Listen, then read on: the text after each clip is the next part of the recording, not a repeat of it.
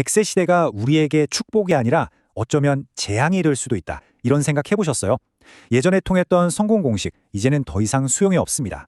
내 직업이 사라지고 난 뒤에 남은 그 긴 인생을 도대체 무엇으로 채워야 할까요? 오늘 문화심리학자 김종훈의 통찰을 통해서 이 거대한 질문에 대한 답을 한번 같이 찾아가 보려고 합니다.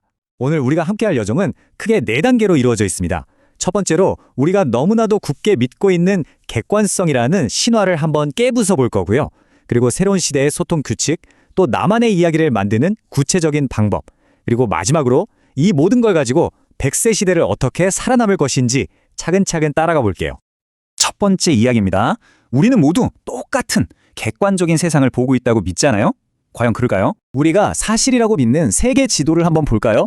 이것조차 객관적이지가 않아요. 어떤 지도는 유럽을 실제보다 훨씬 크게 그리고요. 또 어떤 지도는 중국을 세상의 중심에 놓습니다.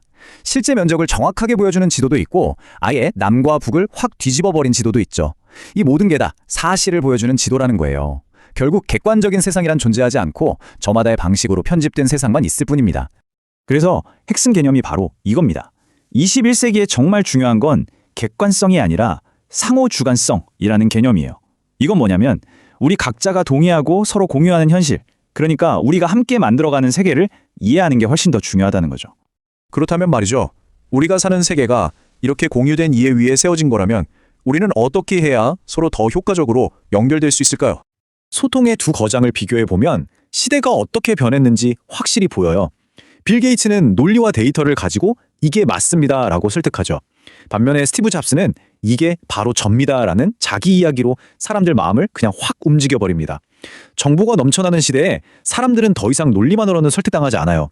이제는 감성적인 연결, 즉 공감이 소통의 핵심이 된 거죠. 네, 그래서 이게 정말 결정적인 포인트입니다. 현대사회에서 진짜 소통은요, 논리 싸움에서 이기는 게 아니에요. 먼저 정서적으로 연결되는 거, 그게 우선이라는 거죠. 공감이 먼저고 대화는 그 다음입니다. 자, 세상이 상호주관적이고 소통은 공감이 먼저라고 했죠. 그럼 우리는 어떻게 지식을 쌓고 창조적인 사람이 될 수 있을까요? 이제 그 구체적인 방법으로 한번 들어가 보겠습니다. 우리가 예전에 하던 공부 방식, 그러니까 무작정 달달 외우는 거 있잖아요. 그건 그냥 머릿속에 정보를 잠시 채워넣는 것뿐이지 진짜 내 지식이나 나만의 이야기가 되지는 못합니다. 시험 끝나면 머릿속에서 그냥 싹 사라져버리는 그런 지식일 뿐이죠.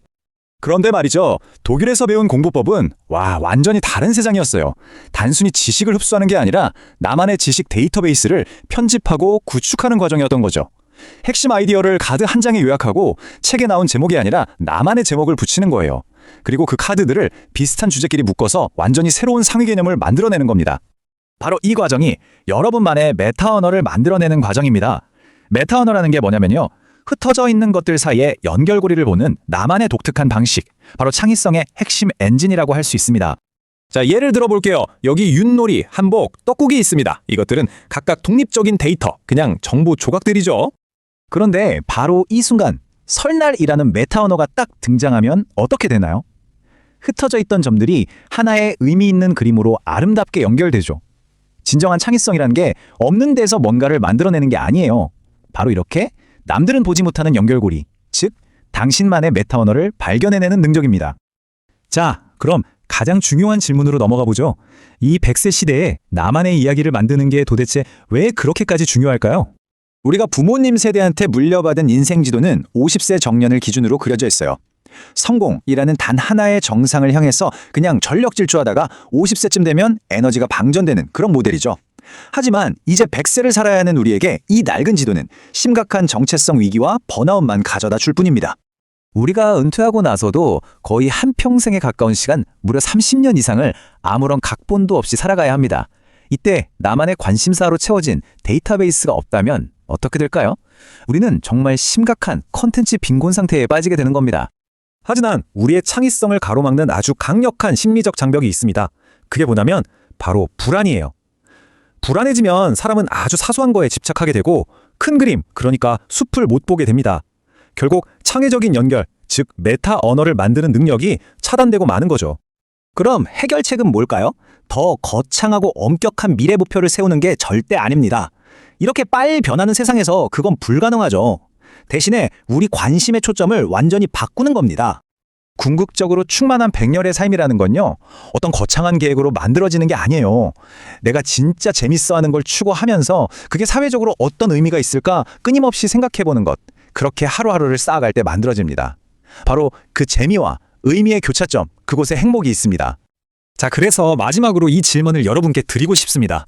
당신의 직함, 사회적인 역할을 다 떼어냈을 때 당신은 누구입니까? 시간을 내서 당신만의 데이터베이스를 꼭 구축해보세요. 당신의 이야기는 당신이 가진 그 어떤 것보다 가장 가치 있는 자산이 될 겁니다.